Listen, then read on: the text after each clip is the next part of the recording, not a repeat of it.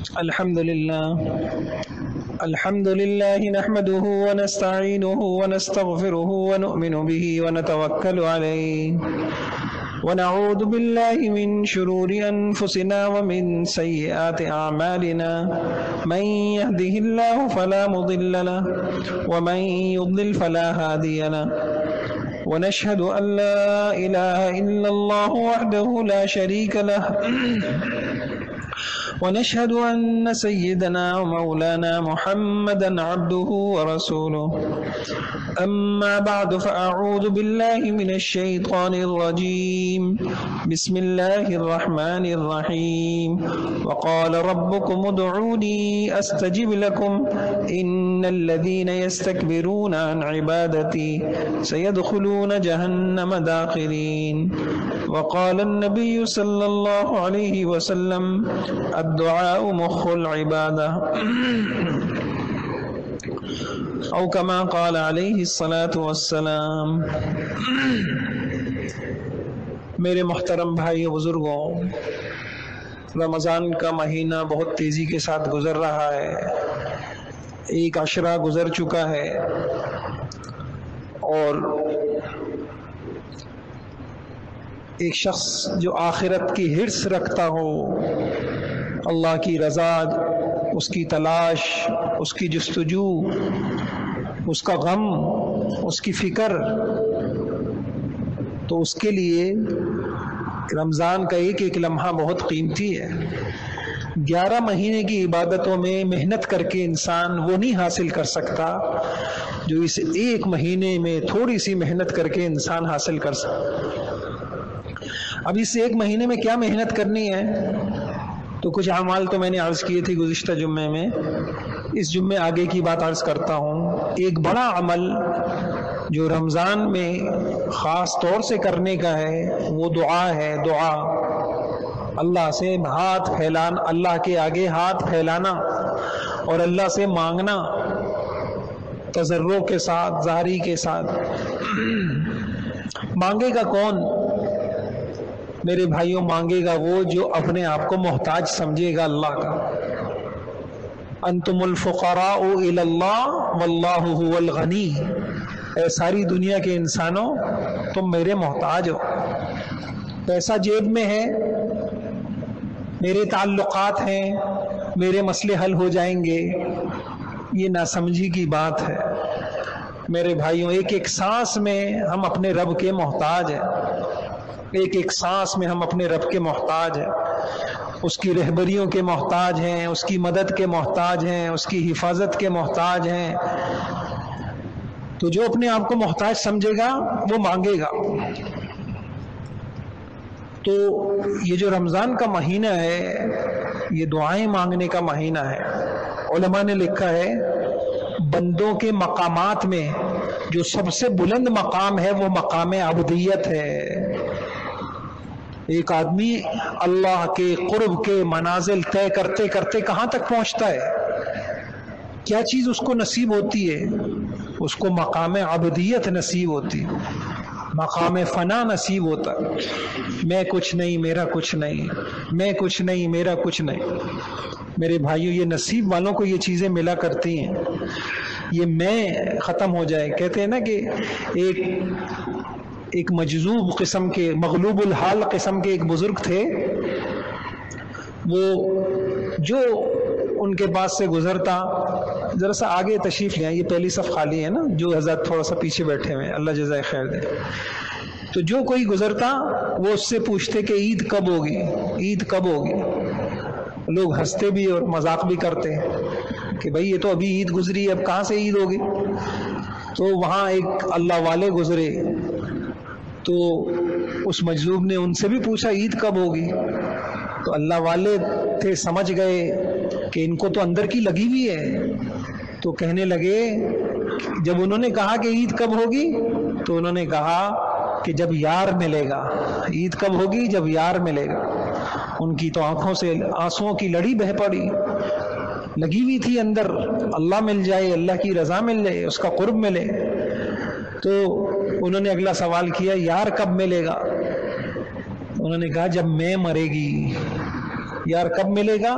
جب اندر کی میں مر جائے گی، انسان کو عبدیت نصیب ہو جائے گی، انسان کو فنا نصیب ہو جائے گی، تب یار ملے گا۔ اس نے کہا کہ میں کب مرے گی؟ تو انہوں نے کہا جب اس کا فضل ہوگا، جب اس کا فضل ہوگا۔ جس بندے پہ اس کا فضل ہوتا ہے اللہ اس کو یہ چیز نصیب کر دیتے ہیں، میں مر جاتی ہے، شکوے ختم ہو جاتے ہیں، شکایتیں ختم ہو جاتی ہیں، انسان اپنے آپ کو کچھ نہیں سمجھتا، اپنی عبادتوں کو کچھ نہیں سمجھتا، اپنی حیثیت کو کچھ نہیں سمجھتا۔ جب تک اللہ کی معرفت کا کچھ حصہ نہ ملے یہ چیز نصیب نہیں ہوتی۔ تو علماء نے لکھا کہ مقام عبدیت یہ سب سے بڑا مقام ہے، اور اس مقام کے امام حضرت محمد صلی اللہ تعالی علیہ وسلم تھے۔ سبحان الذی اسری بعبدہ، اللہ تعالیٰ سبحان الذی اسری بعبدہ لیلا من المسجد الحرام۔ عبدیت کے اندر حضرت محمد صلی اللہ علیہ وسلم امام تھے، سارے نبیوں سے ولیوں سے فائق تھے۔ آپ صلی اللہ علیہ وسلم کو مقام عبدیت اللہ نے نصیب۔ اس مقام عبدیت کا جو مظہر سب سے زیادہ ہے، کہتے ہیں کہ وہ دعا میں ہوتا ہے۔ انسان اپنے آپ کو کچھ نہیں سمجھ رہا ہوتا، اپنی حیثیت کچھ نہیں سمجھ رہا ہوتا، اور شاہ و گدا اس کے آگے ہاتھ پھیلا کے آنکھوں سے آنسوؤں کی لڑی اور آنکھوں سے آنسو روا ہو، رواں رواں کانپ رہا ہو، اور انسان ہاتھ پھیلائے ہوئے اپنی چھوٹی بڑی دنیا کی آخرت کی ایک ایک حاجت اس کے سامنے رکھ کے اس کو بتا رہا ہو کہ میں محتاج ہوں تو غنی ہے۔ دعا مقام عبدیت کا مظہر ہے، اس کا ظہور ہوتا ہے، عبدیت کا ظہور ہوتا ہے، بشرطے کہ وہ دعا ہو۔ میں عرض کرتا ہوں کہ دعا میں کیا چیزیں ضروری ہیں۔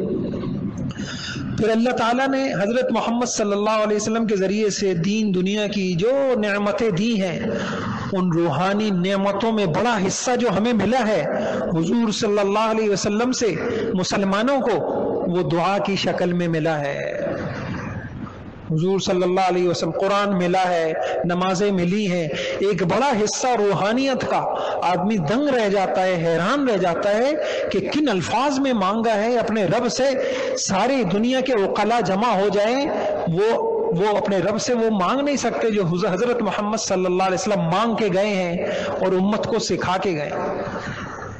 اس لیے بھائیوں، حضور علیہ الصلوۃ والسلام کی دعاؤں کی قدر کرنی چاہیے، ان کو سیکھنا چاہیے، بچوں کو سکھانا چاہیے، اور ان دعاؤں کو زندگیوں میں مانگنا چاہیے۔ دعاؤں کو بڑی محرومی ہے جو دعا سے رہ گیا۔ تو اب رمضان المبارک کا مہینہ، دعائیں قبول ہو رہی ہوں، فرشتوں کو عبادتوں سے فارغ کر دیا کہ میرے روزے دار بندوں کی دعاؤں پہ آمین کہو۔ قبولیت کے اوقات ہیں اور دعائیں قبول ہو رہی ہیں۔ کتنا اپنے بندے کو، کتنا ایک مسلمان کو اللہ کے آگے ہاتھ پھیلا کے دعائیں مانگنا چاہیے، اور خاص طور سے جب اس نے خود کہہ دیا ادعونی استجب لکم، تم دعا کہو میں تمہاری دعا سنتا ہوں، میں تمہاری پکار سنتا ہوں، تمہاری درخواستیں مجھ تک پہنچتی ہیں، مانگا کرو مجھ سے۔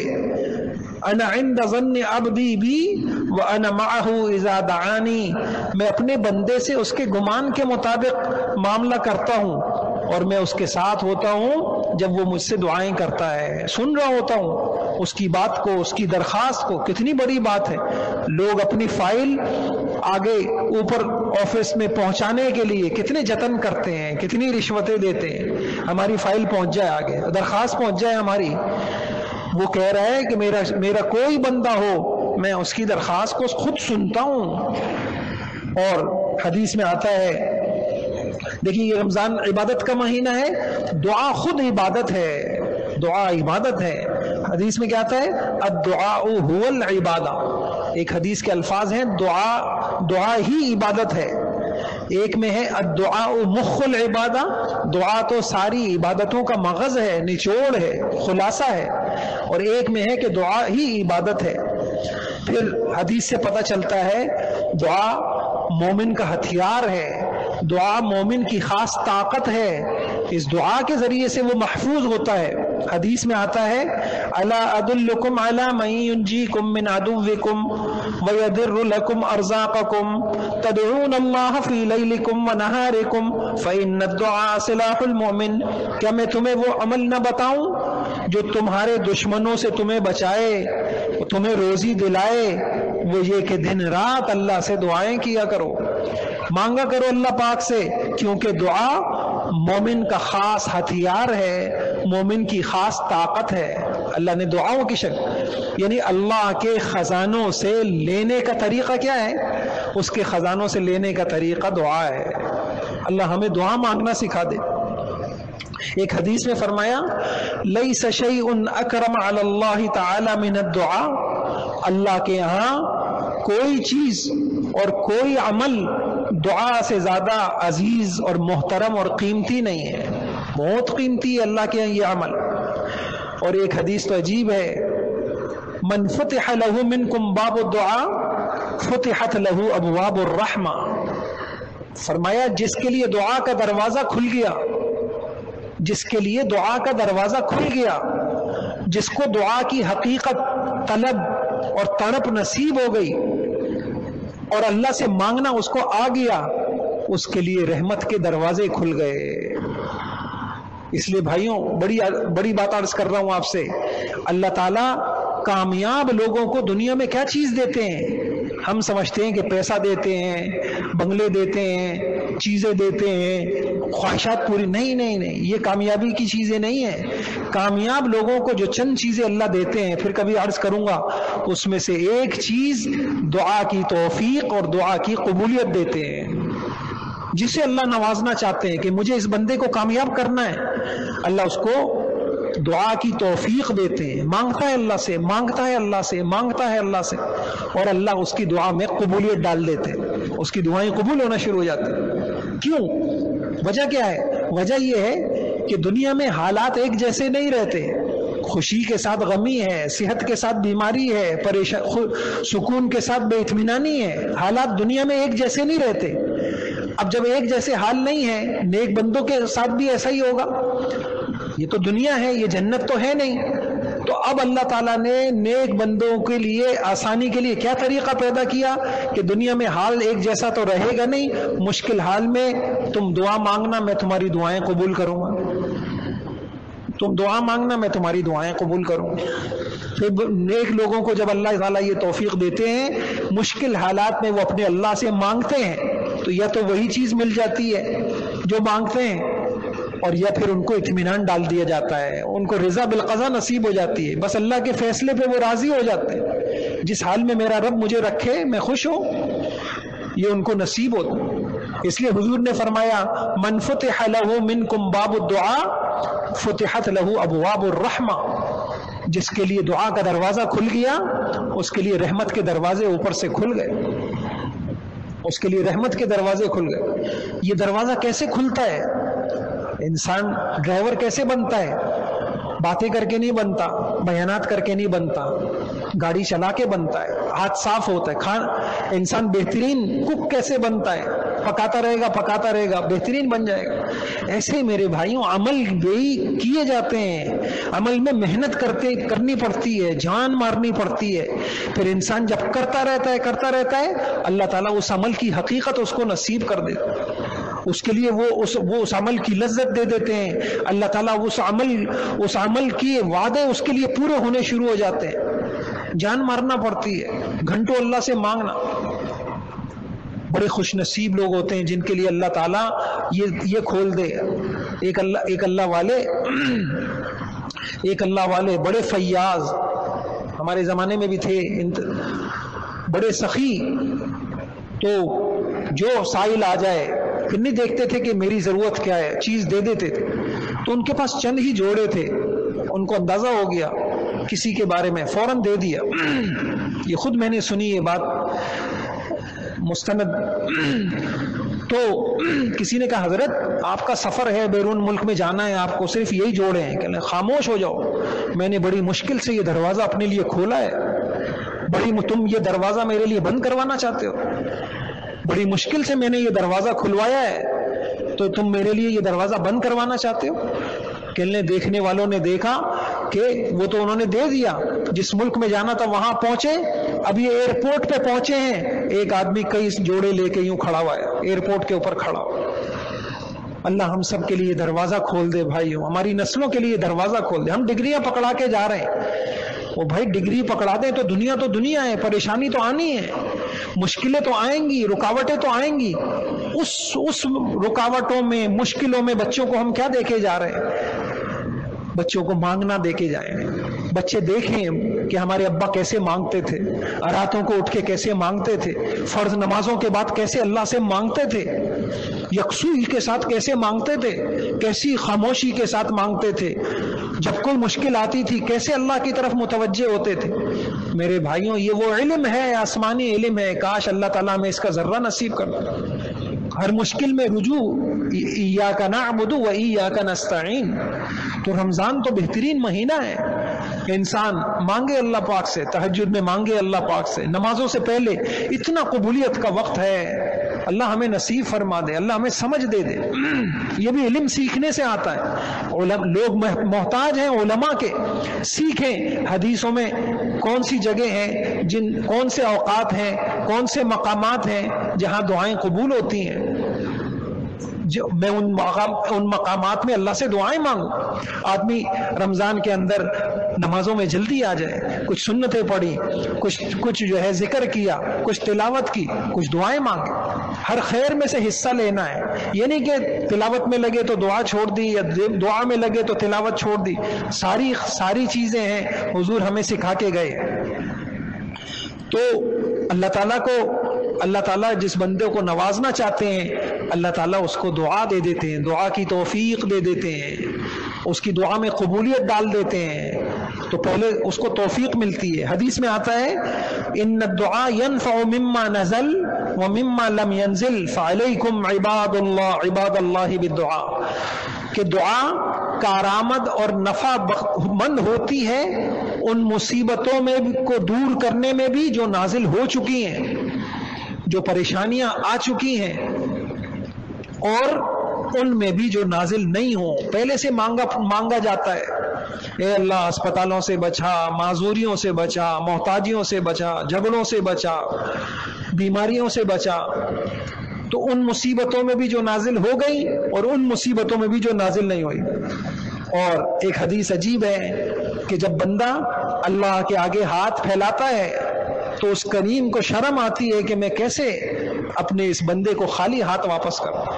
انسان دنیا کے اندر دیکھتا ہے کہ اپنا کوئی قریب رشتہ دار اس کے سامنے کوئی حاجت رکھے، کوئی ضرورت رکھے، شریف آدمی کو شرم آتی ہے کہ یار مجھ سے امید لگائی ہے، میں کیسے اس کو نا امید واپس کر دوں۔ ایک آدمی نے سب کو چھوڑ کے مجھ سے امید لگائی ہے۔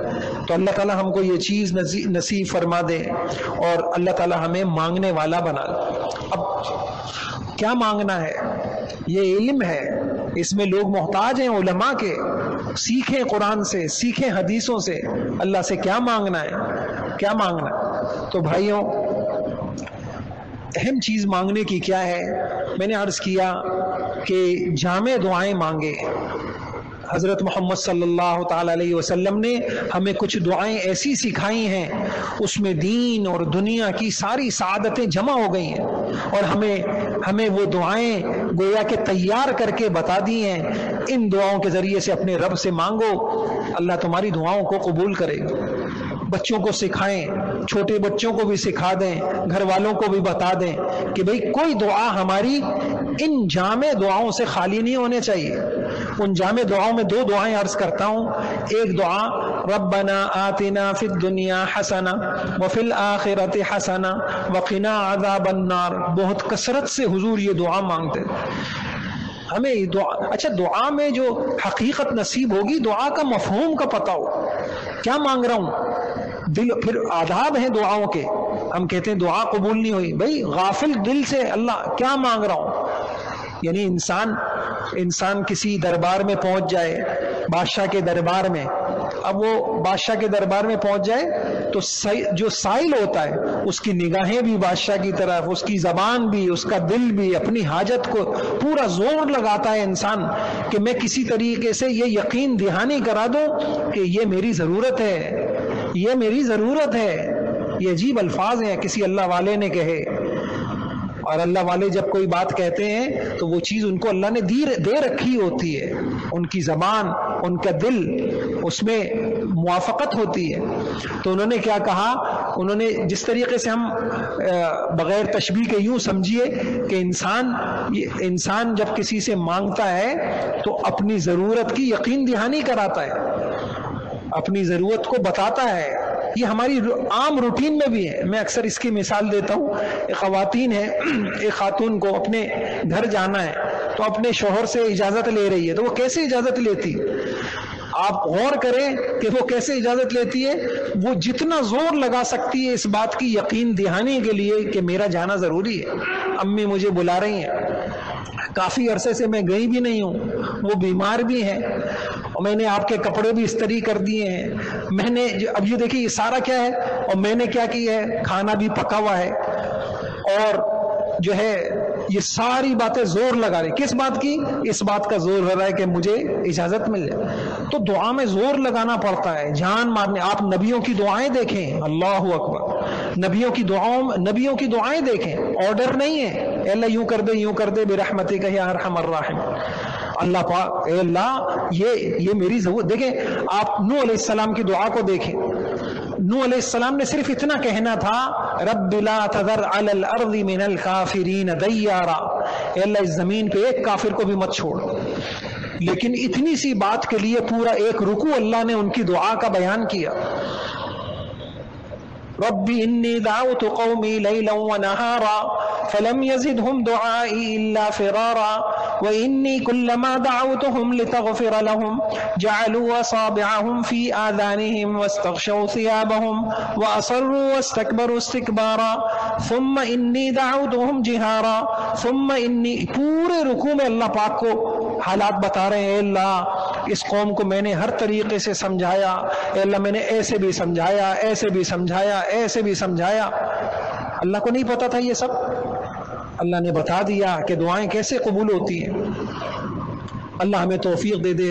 یہ علم ہے، بہت بڑا علم ہے۔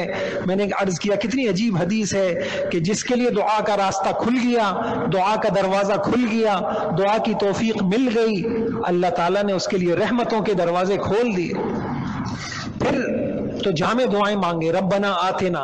ایک دعا حضور علیہ السلام کی 63 سالہ زندگی کی ساری دعائیں اس میں، اللہم انا نسألک من خیر ما سألک منہ عبدک و نبیک۔ اے اللہ جو خیریں، جو بھلائیاں حضور علیہ السلام نے آپ سے مانگی ہیں وہ سب مجھے عطا فرما۔ جن جن پریشانیوں سے، جن جن مصیبتوں سے، بلاؤں سے حضور علیہ السلام نے پناہ مانگی ہے ان سے مجھے پناہ عطا فرما۔ یہ دعا ہمارے ہر بچے کو آتی ہو اور ہماری ہر دعا کا حصہ ہو۔ اور پھر ایک خاص بات، جو قرآن کی دعائیں ہیں، حدیثوں میں جو دعائیں آئی ہیں، مسلمان کی کم نصیبی ہے کہ مسلمان اسے یاد نہ کرے۔ یہ تو ایسا ہے جیسا کہ اللہ پاک نے درخواستیں بنا کے دے دی ہیں، دیکھو ان الفاظ میں مجھ سے مانگنا، تمہیں یہ والی چیز چاہیے تو مجھ سے دیکھو اس الفاظ میں مانگنا، یہ درخواستیں بنا کے دی گئی ہیں۔ دیکھیں مغفرت کی دعا آدم علیہ السلام کو سکھائی گئی، فتلقى آدم من ربه کلمات فتاب علیہ، ہم نے القاء کیے ان کے دل میں کلمات، اس طریقے سے معافی مانگو، ربنا ظلمنا انفسنا وان لم تغفر لنا وترحمنا لنكونن من الخاسرین۔ تو مغفرت کی دعائیں۔ اور عجیب ایک اللہ والوں نے کہا کہ یہ جو قرآن کی حدیث کی دعائیں ہیں انہوں نے قبولیت کے راستے دیکھے ہوئے ہیں، یہ مقبول دعائیں ہیں۔ اور آپ قرآن کے اندر دیکھیں، مثلا پریشان ہو گئے حضرت یونس علیہ السلام مچھلی کی پیٹ میں، اللہ نے بتایا کیا مانگا، کیسے مانگا، پھر میں نے کیسے قبول کیا۔ کیا کہا کہ لا الہ الا انت سبحانک انی کنت من الظالمین فاستجبنا لہ، ہم نے ان کی دعا کو قبول کیا، ہم نے ان کی دعا کو قبول کیا۔ ایوب علیہ السلام کے بارے میں کہا کہ ان پریشان ہو گئے، بیمار ہو گئے، تو انہوں نے ہم سے کیا کہا، رب انی مسنی الضر وانت ارحم الراحمین۔ کیا ہوا، فاستجبنا لہ فکشفنا ما بہ من ضر، ہم نے دعا قبول کی، ہم نے ان کی تکلیف کو دور کیا۔ تو جو قرآن کی دعائیں ہیں، جو حدیثوں کی دعائیں ہیں، ان کے مفہوم کا پتہ ہو اور ان کو صحیح جگہ میں مانگنا آتا ہو، میری یہ پریشانی ہے اس کے لیے یہ دعا ہے، اللہ ہمیں توفیق عطا فرمائے۔ اور پھر بھائیوں ایک خاص چیز جو مانگنے کی ہے، بچوں کو بھی سکھانے کی ہے، اور اگر ہم چاہتے ہیں ان بچوں کا مستقبل محفوظ ہو جائے، ان کو عافیت کی دعائیں سکھائیں۔ حضور نے فرمایا جب اللہ سے مانگو تو عافیت مانگا کرو، عافیت مانگو، عافیت مانگو۔ عافیت بڑی چیز ہے، پیسہ نہیں ہے، پیسے سے کیا ہم اپنی پسند مانگتے ہیں اللہ پاک سے، عافیت مانگنا بہت ضروری ہے، اور بڑی پیاری پیاری دعائیں ہیں۔ اللہم انی اسألک العفو والعافیہ فی دینی و دنیای و اہلی و مالی، کہیں اللہم انی اسألک تمام العافیہ واسألک دوام العافیہ واسألک الشکر علی العافیہ۔ اگر مانگنا نہیں آیا ہم بڑی بڑی خیروں سے محروم رہ جائیں گے۔ اللہ پاک نے، حضور نے بتایا کہ اللہ سے یہ بھی مانگ لو، یہ بھی مانگ لو، یہ بھی مانگ لو، اس طریقے سے مانگ لو۔ اور پھر میرے بھائیوں ایک چیز جو اللہ حضور نے کہا اللہ سے مانگنے کی ہے وہ جنت الفردوس ہے۔ جب اللہ سے مانگو تو اللہ پاک سے جنت الفردوس مانگو۔ اور ایک چیز جو اللہ سے مانگنے کی ہے، بہت اہم بات عرض کر رہا ہوں، وہ ہے رہبری مانگنے کی ہے۔ رہبری مانگے، رہنمائی مانگے۔ ہم بہت ایک دن میں ہزاروں فیصلے کر رہے ہوتے ہیں، ہزاروں باتوں کے فیصلے کر رہے ہوتے ہیں، ان فیصلوں میں صحیح رہبری ہو جائے، کوئی فیصلہ ہمارا غلط نہ ہو، اس کے لیے اللہ سے مانگا جاتا ہے، رہبری مانگی جاتی ہے۔ ربنا آتنا من لدنک رحمہ وہیئ لنا من امرنا رشدا، اللہ میری رہبری فرما، میں بھٹک نہ جاؤں، میں اپنے لیے اپنی اولادوں کے لیے کوئی فیصلہ غلط نہ کروں۔ آج یہی تو معاملہ ہو گیا، اللہ سے مانگا نہیں ہے، غلط فیصلے ہو رہے ہیں، اپنے مستقبل کے غلط فیصلے ہو رہے ہیں، ٹھوکرے کھا رہے ہیں، اپنی اولادوں کے مستقبل کے غلط فیصلے ہو رہے ہیں، انسان ٹھوکرے کھا رہا ہے۔ اللہ پاک سے ان افطار کے وقت، تہجد کے وقت، نمازوں سے پہلے، نمازوں کے بعد، اذان کے بعد اللہ سے رہبری مانگے، اے اللہ قدم قدم پہ میری رہبری فرما، میرے دین کے معاملے میں، میرے دنیا کے معاملے میں، میرے آفس کے معاملے میں، میرے کاروبار کے معاملے میں، میرے گھریلو معاملے میں، خاندانی معاملوں میں، اے اللہ تو مجھے میرے نفس کے حوالے نہ فرما کہ میرا نفس جو مجھے سجاتا رہے میں وہی کرتا رہوں، اے اللہ تو اپنی رہبری فرما، رہنمائی فرما، رہنمائی اللہ پاک سے مانگ۔ اور ایک چیز اللہ سے ہے مدد مانگنا، اللہ سے مدد مانگنا، ہر چھوٹے بڑے کام میں اللہ سے مدد مانگنا، ایاک نعبد۔ اور ایک چیز ہے اللہ سے پناہ مانگنا۔ اتنی دعائیں ہیں حضور کی، انسان حیران ہو جائے، کوئی شر ایسا نہیں ہے جس سے حضور نے پناہ نہ مانگی۔ ہمارے سامنے وہ حدیثیں ہوں، ہم اس کو مانگیں، اللہ توفیق دے، اللہ توفیق دے۔ ایک کتاب آتی ہے مناجات مقبول، یا ایک کتاب ہے حزب الاعظم، علماء کو اللہ جزائے خیر دے، انہوں نے اس کی منزلیں بنا دی ہیں۔ اگر آپ کے پاس تھوڑا وقت ہے تو آپ 30 دن میں وہ ساری دعائیں مانگ سکتے ہیں۔ آپ زیادہ مانگنا چاہتے ہیں تو ہفتے کے اندر ایک ایک منزل آپ وہ پڑھ لیں۔ تو جو لوگ اس کا اہتمام کرتے ہیں تو ان کو اللہ تعالیٰ یہ بڑی نعمت دے دیتے ہیں کہ حضور صلی اللہ علیہ وسلم کی مانگی ہوئی دعاؤں کا بڑا حصہ اس کے اندر آ گیا، اکثر حصہ اس کے اندر آ گیا۔ تو ان دعاؤں کو بھی مانگیں، اللہ تعالیٰ مجھے بھی توفیق عطا فرمائے، آپ کو بھی توفیق عطا فرمائے۔ انسان اس ایک مہینے میں مانگ لے، 11 مہینے میں آسانیاں اللہ تعالیٰ پیدا کر دیتے۔ میں اکثر عرض کرتا ہوں، آدمی یا تو راتوں کو رو لے یا انسان دن کو رو لے۔ یہ راتوں کو جو اللہ کے آگے رو لیتے ہیں، اپنی پریشانیاں اللہ کے آگے رکھتے ہیں، اللہ دن میں ان کے لیے آسانیاں پیدا کرتے ہیں۔ اور جو اللہ سے نہیں مانگتے تو پھر قدم قدم پہ ٹھوکریں ہوتی ہیں، مشکلیں ہوتی ہیں، رکاوٹیں ہوتی ہیں، پھر انسان کہتا ہے بندشیں ہیں۔ اللہ تعالیٰ مجھے بھی آپ کو بھی عمل کی توفیق عطا فرمائے۔